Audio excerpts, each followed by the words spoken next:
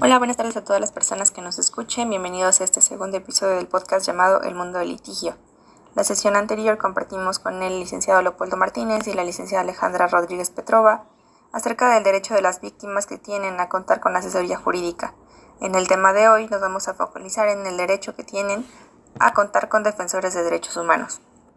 Para definir de manera teórica este derecho, encontramos la tesis de la primera sala de la Suprema Corte de Justicia de la Nación, que cuenta con el número de registro 2022-050, la cual señala que las víctimas del delito de desaparición forzada pueden autorizar a personas que se dediquen a proteger los derechos humanos sin dedicarse al ámbito jurídico, para que estos las auxilien durante el proceso y que la autoridad debe reconocer y permitir que realicen dichas actuaciones usando como argumento o justificación legal justamente el artículo 20 de nuestra Constitución que mencionamos la sesión pasada. De igual manera, se desprende de la sentencia dictada por la Corte Penal Internacional de Derechos Humanos respecto del caso miembros de la Corporación Colectivo de Abogados José Alvear Restrepo contra Colombia, donde se especifica que una persona defensora de los derechos humanos se funda a través de la actividad que realiza, es decir, que lo que va a caracterizar a un defensor de estos derechos humanos no es necesariamente su calidad de profesional del derecho, sino que también cualquier persona sin ser abogada que incluya dentro de su labor la protección o el auxilio a estos derechos humanos puede ser considerada como un defensor de los mismos.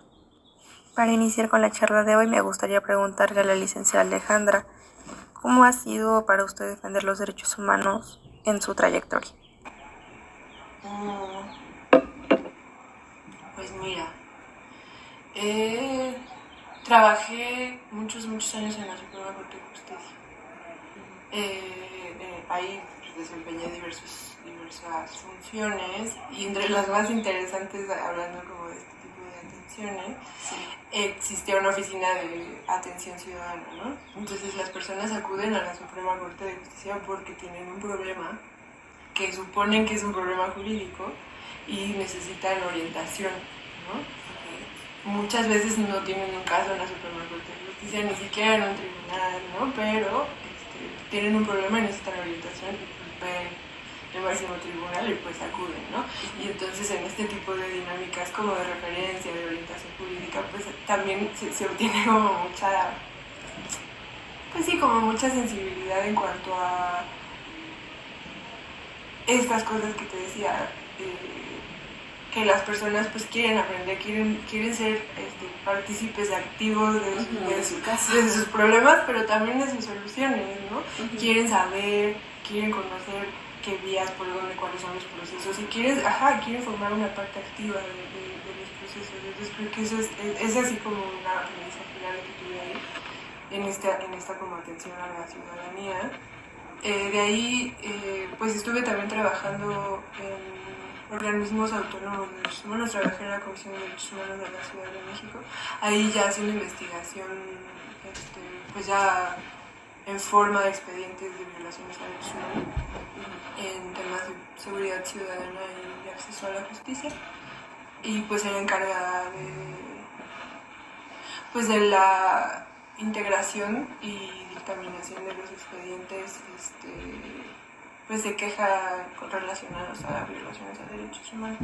Entonces se hacían solicitudes a autoridades y también se hacía acompañamiento a las personas cuyos derechos fueron o hay una pretensión de que sus derechos fueron vulnerados, ¿no? Ya después tuve también una etapa de experiencia en sociedad civil, acompañando organizaciones defensoras de derechos humanos, sobre todo derechos humanos de las mujeres.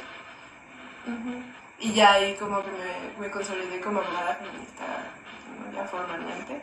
No me consolidaron porque yo no me admitía como feminista hasta que una amiga me llamó así.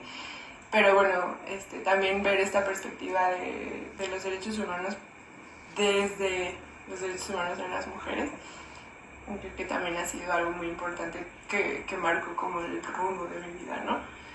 ¿Y qué fue lo más fundamental? O sea, ¿usted ve casos en relación a violación a derechos humanos? O sea, sí. ¿Y cómo ha sido, cómo lo ha sobrellevado este acompañamiento? O sea, ¿cómo ha sido defender derechos humanos?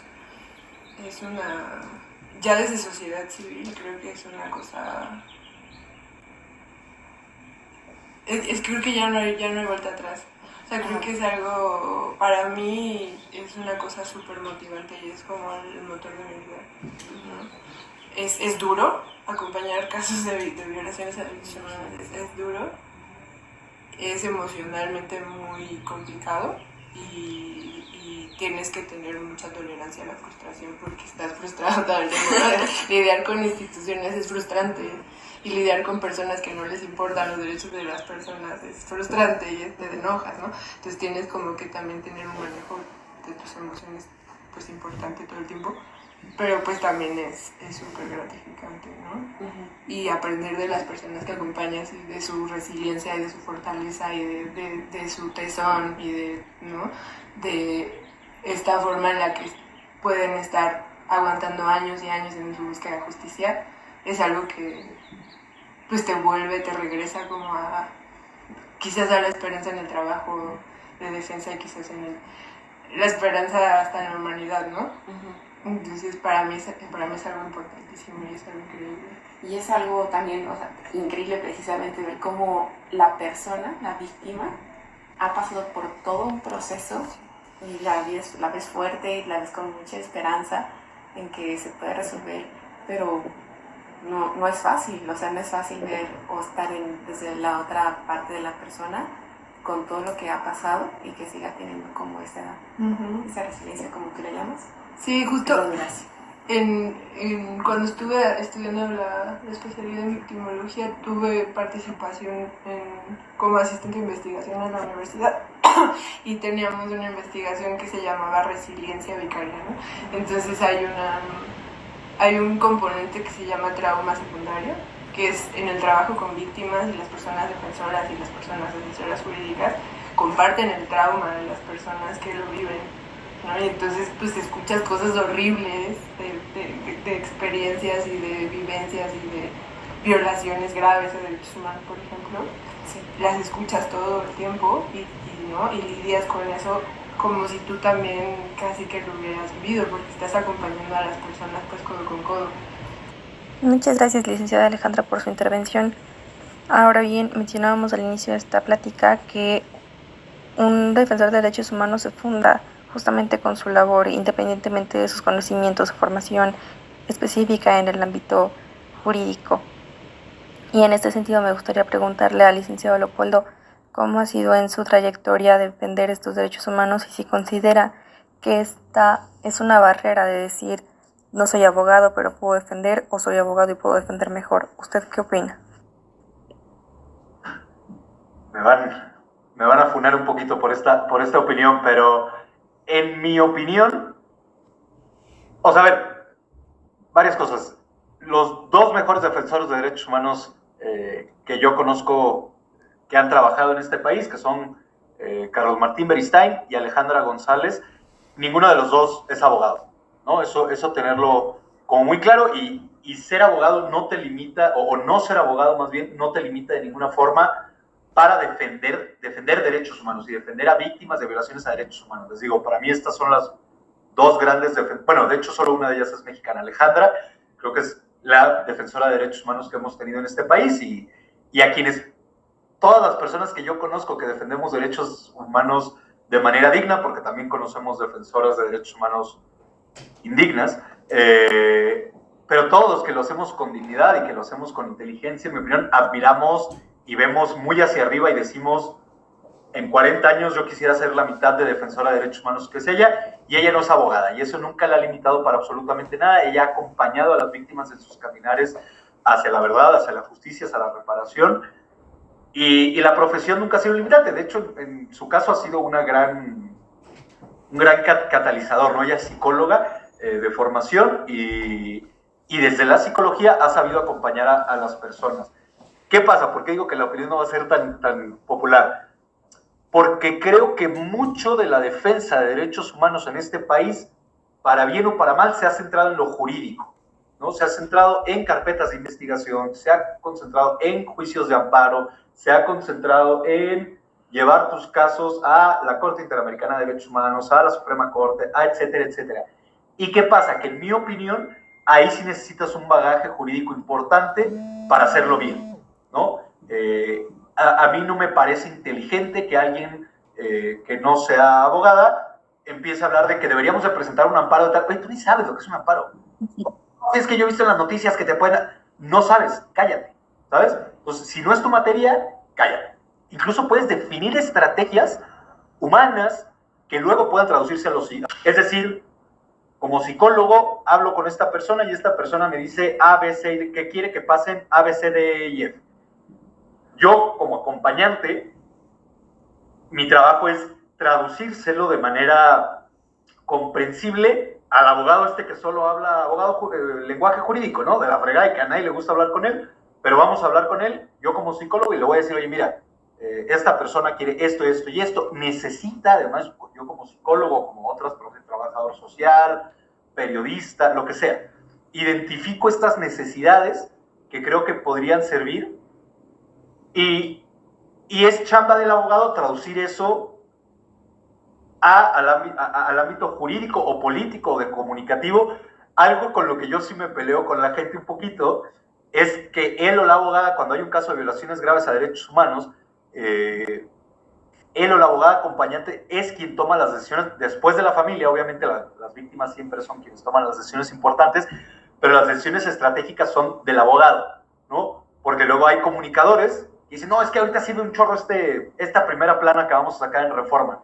Y le puedes fregar la estrategia completa al abogado, ¿no? El abogado sí creo que te da una visión un poquito más integral de lo que está pasando, ¿no? Hay abogados que somos malísimos para la comunicación, ¿no? Que no tenemos idea de cómo se usa un periódico, que no tenemos idea de cómo se usa nada de la comunicación y nos apoyamos en otra gente, ¿no? Oye, ¿sabes qué? Tú explícame aquí dónde nos ayuda dentro del proceso legal, pero bueno, sí creo que lo tiene que hacer, las decisiones finales tienen que ser estratégicas, me refiero no de fondo, le digo, de fondo son las víctimas siempre, pero estratégicas sí tienen que ser jurídicas, y ahí me parece que cuando eso se pierde de vista o cuando eso no se cumple, pues se cometen barbaridades, ¿no? Se cometen cosas tan tremendas como que luego tienen repercusiones en el ámbito jurídico tan tremendas como acusar de un delito equivocado, por ejemplo, ¿no? Porque el comunicador ya sacó en primera plana que tal cosa era feminicidio, y el abogado ya, por más que en audiencia argumente y que diga, no, es que esto es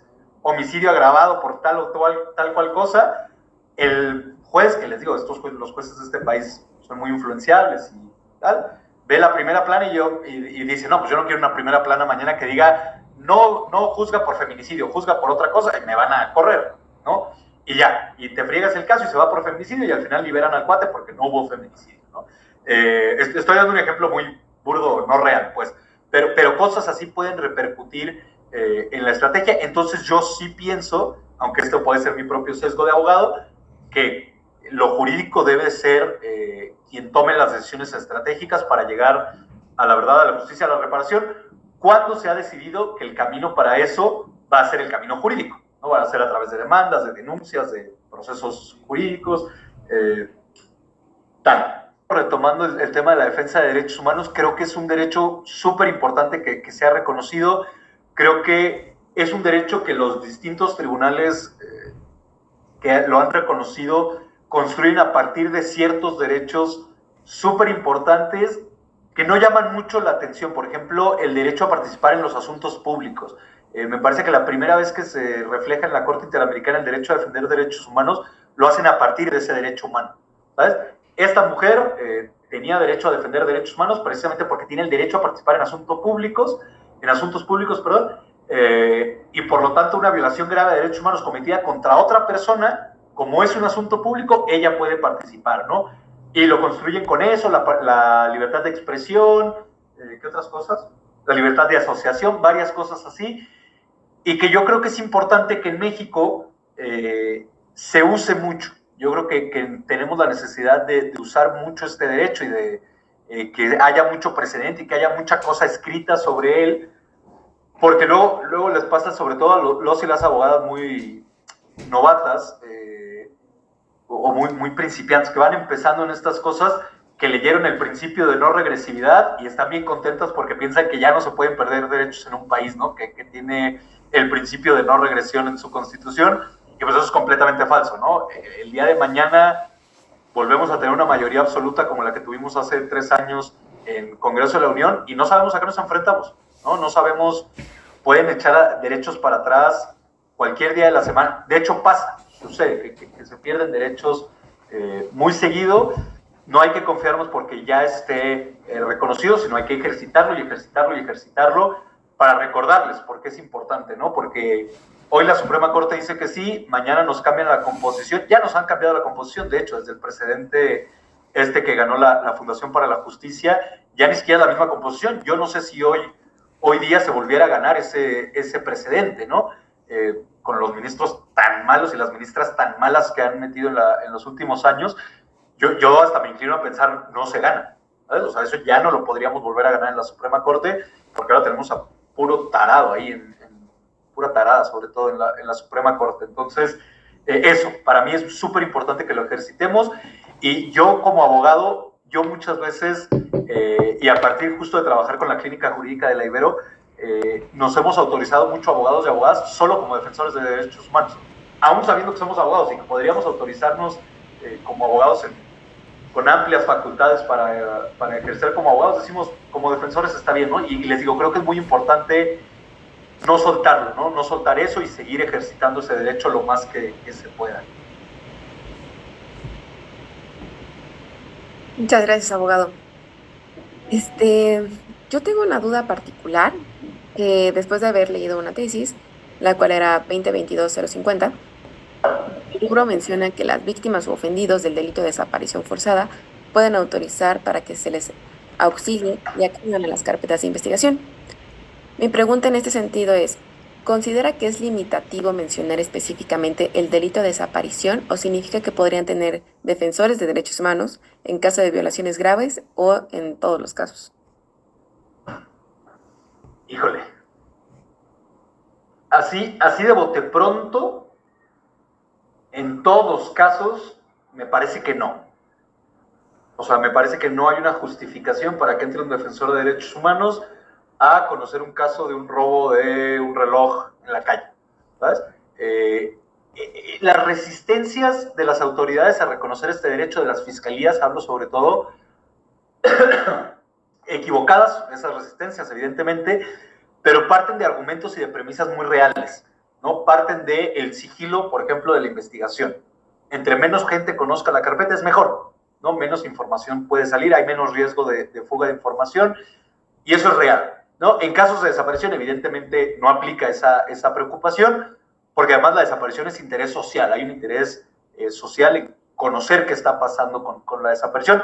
Aún así hay excepciones, en donde evidentemente hay que mantener el sigilo de la investigación, por ejemplo, si se está cerca de dar con el paradero del perpetrador, ¿no? O de la víctima, obviamente. Entonces, eso, yo eliminaría lo de todos los casos. No tengo la argumentación ahorita en la cabeza como para justificar que en todos los casos se pudiera, pero creo que sí en todos los casos de violaciones graves a derechos humanos. Ahí sí me parece, las graves violaciones a derechos humanos, no se me ocurren otras, son tortura, ejecución y desaparición forzada. Entonces, en esos tres tipos de casos, las violaciones de derechos, los impactos que tienen las violaciones en los derechos de las víctimas son tan variados, son tan profundos además, y son tan requieren de una multidisciplinariedad, no sé si lo dije bien, pero vas a requerir más que abogados. Vas a requerir, tú como familiar que te desaparecieron forzadamente a tu hija, a tu hijo, a tu esposo, a tu esposa, no vas a salir del pozo en el que te metió esa violación grave de derechos humanos solo con abogados, ¿no? Vas a necesitar psicólogos, vas a necesitar comunicadores, vas a necesitar de todo, en mi opinión. En ese sentido, en la tortura pasa igual, en la ejecución extrajudicial pasa igual. Creo que si es tan profunda la afectación, que no tendría por qué existir un límite de quién puede participar en los procesos de investigación o judiciales, ¿no? Lo que sí, aunque bueno, no, es lo que les decía al principio, ¿quiénes son las autoridades para juzgar quién sí o quién no, ¿no? No, yo creo que sí se debería dar libertad absoluta. a quien quiera ostentarse como defensor de derechos humanos y que la víctima, las víctimas estén de acuerdo, pues eso debería ser más que suficiente para cualquier autoridad. Yo creo que hasta ahorita se ha abarcado en el tema de desaparición y últimamente no solo en desaparición forzada, sino en desaparición en general. Eso me parece un acierto. No sé si argumentativamente desde lo jurídico se sostenga igual, no me queda claro, pero me parece un acierto porque la desaparición en particular pues sí afecta particularmente grave a las víctimas y tienen todas estas necesidades y sobre todo es un tema de búsqueda ahora también, en donde los y las buscadoras más importantes, sobre todo las buscadoras más importantes, no son abogadas, son mamás, quienes te saben leer el piso de un terreno y te dicen aquí hubo tierra removida, son mamás, no son ni siquiera geólogos, no son antropólogos, no son abogados, mucho menos, son mamás generalmente, ¿no? Entonces, ahí en desaparición creo que sí. Y les digo, en otros casos de violaciones graves a derechos humanos también me parece que tendría que permitirse ese criterio, ¿no? No se me ocurre argumentación en contra, pues. Sí, coincido. Muchas gracias, licenciado Leopoldo. Licenciada Alejandra, igual nos gustaría saber su opinión acerca de si usted considera que es limitativo mencionar que este derecho sea específico para los casos de violaciones graves o en todos los casos, enfocándonos en personas desaparecidas. ¿Usted qué opina? Ok.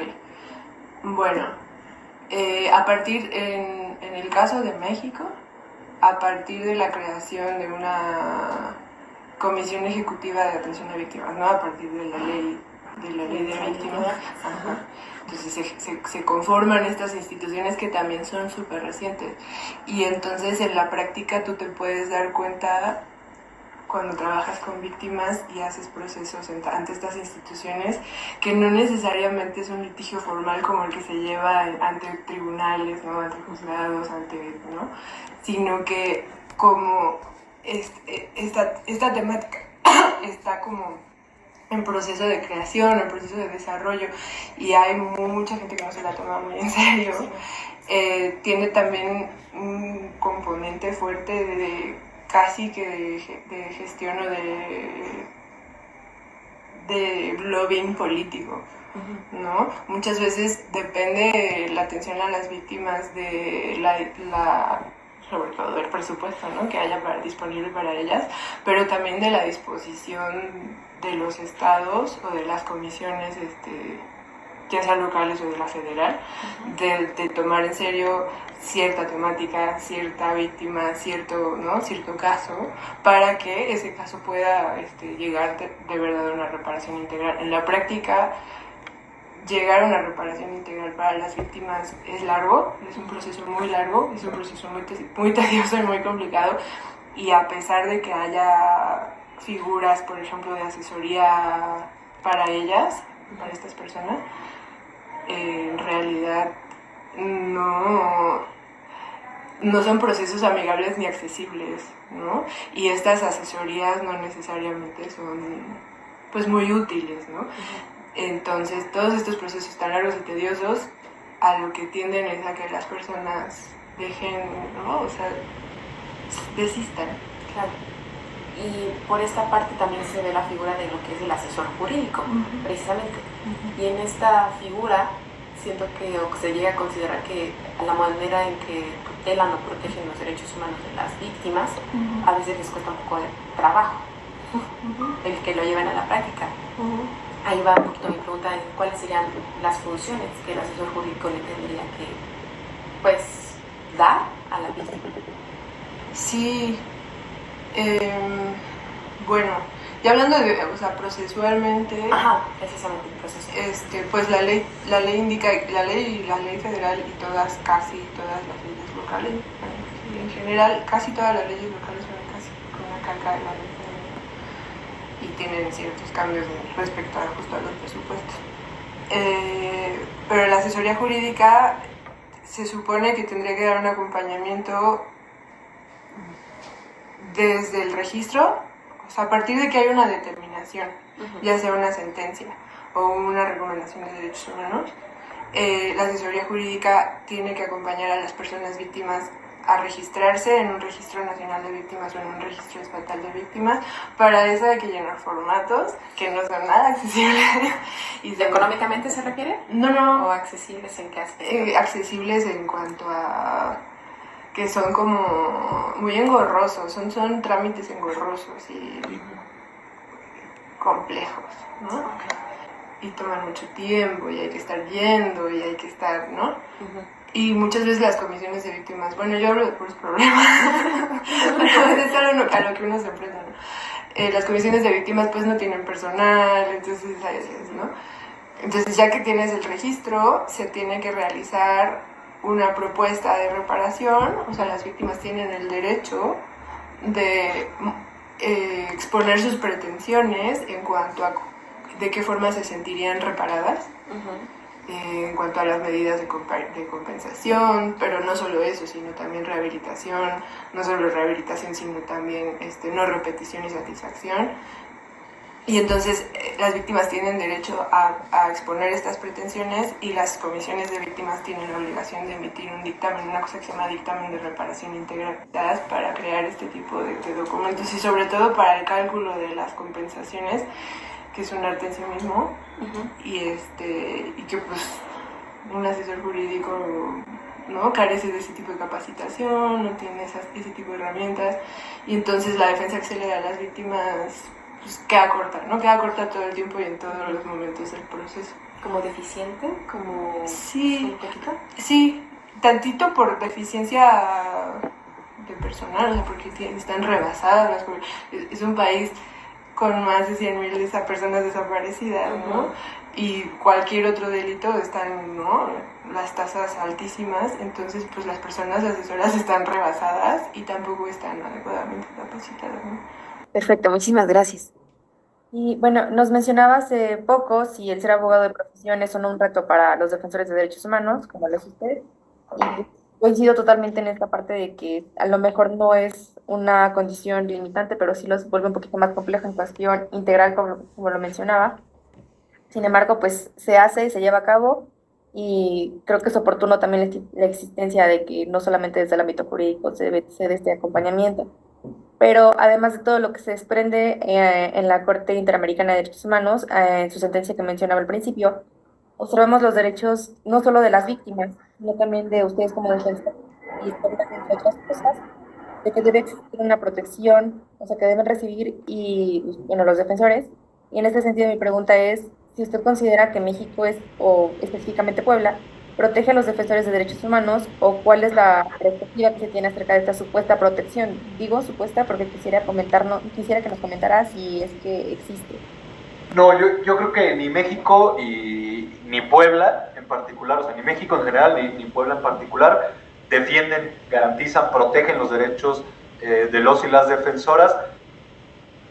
Va a sonar súper hipócrita porque te lo dice un defensor de derechos humanos que vive en Ciudad de México, en una colonia medianamente bien. A mí nunca me va a pasar nada, ¿no? Que además soy amigo de gente como ustedes, de la Ibero, de gente de ONUDH, de Mario Patrón, de etcétera, etcétera, etcétera, de gente de defensores y defensoras de derechos humanos que a lo largo de 10 años he podido conocer y con quienes tienen contacto, y pues yo estoy súper seguro, ¿no? Y por eso les digo, va a sonar muy hipócrita, pero el riesgo en el que viven las defensoras de derechos humanos, de verdad, o sea, es que ahí sí quiero, o sea, los abogados sí somos un nicho muy pequeño, y quienes defienden derechos humanos son, por ejemplo, las mamás, ¿no? Quienes están en los estados, en Puebla, pero también en Guanajuato, también en Nayarit, también en estos estados en donde la ley es un chiste y que se juegan todos los días el pellejo. Esa gente, y no quiero decir mal los nombres, pero acaban de matar a 2 defensoras en Puebla, ¿no? A una mamá y a otra defensora, ¿no? En los últimos 12 meses me parece que acaba de haber de esos 2 homicidios de defensoras.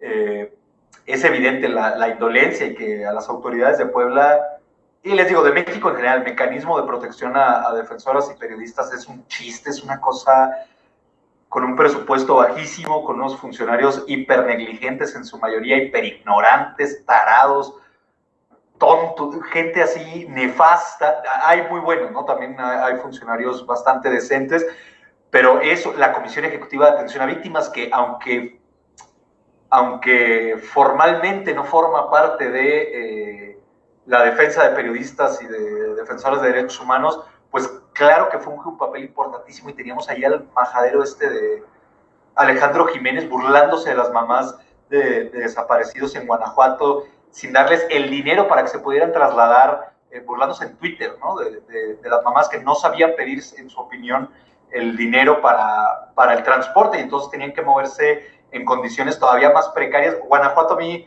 hablo mucho de Guanajuato y Nayarit porque siento, junto con Puebla ahora, que son estados que de verdad han sido abandonados absolutamente por el derecho y por sus autoridades que les... federales y locales, y que no les importa nada, pero no, para mí, les digo, es un chiste y es una falta de respeto absoluta cómo se trata a las defensoras de derechos humanos. Les digo, no me incluyo, obviamente yo estoy en condiciones muy fáciles, muy sencillas, y yo defiendo derechos humanos desde mi casita en Ciudad de México y desde mi computadora bien cómodo, pero eso no es toda la defensa, eso es una defensa de derechos humanos, la defensa de derechos humanos de la gente que está protegiendo el territorio de la depredación ingente que hacen las transnacionales y las propias empresas del Estado, quienes están defendiendo eso, quienes son familias de personas desaparecidas y sobre todo desaparecidas forzadamente en este país, en donde se están enfrentando a las inercias gigantescas de secretarías como la de la Defensa o la de la Marina, en donde tienen unos recursos ilimitados, virtualmente ilimitados, para aplastar a esos defensores y defensoras y defensores de derechos humanos. Pues es innegable, ¿no? Decir que existe algo medianamente decente para la protección de los derechos de las defensoras en este país. O sea, si alguien les dice eso, es porque ha tenido mi experiencia sin voltear a ver las otras, ¿no? O sea, les digo, defender derechos desde Ciudad de México es bien sencillo, de verdad es bien sencillo, tiene muchas dificultades, todo lo que quiera, pero nunca te pones en riesgo tu seguridad, y eso que la mayoría hemos tenido incidentes, ¿no? La mayoría nos han seguido patrullas, nos han amenazado, nos han tal, pero eso no se compara a lo que viven. Les digo, para mí lo más evidente son las mamás de desaparecidos, que las dejan ir a buscar a un campo controlado totalmente por el narco, y las personas que están defendiendo el territorio o el medio ambiente de alguna forma, ¿no?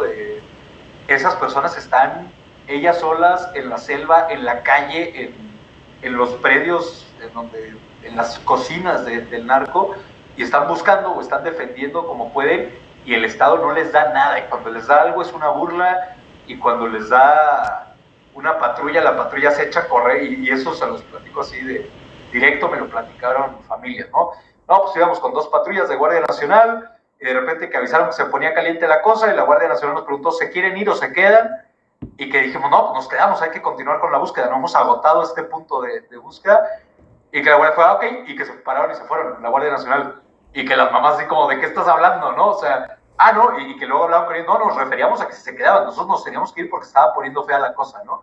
Entonces, les digo, para mí no hay duda, y de hecho la discusión ni siquiera me gusta, o sea, no la sostendría. Si alguien me dijera, no, es que sí se protege, le diría, eres un tarado mental y no quiero hablar contigo porque no tienes idea de la realidad, porque les digo, están matando evidentemente a los y las defensoras de derechos humanos en este país, y por eso lo que les decía hace ratito de la importancia que tiene de ejercitar este derecho, ¿no? De mantenerlo vivo y de lograr o intentar lograr su verdadera protección y garantía.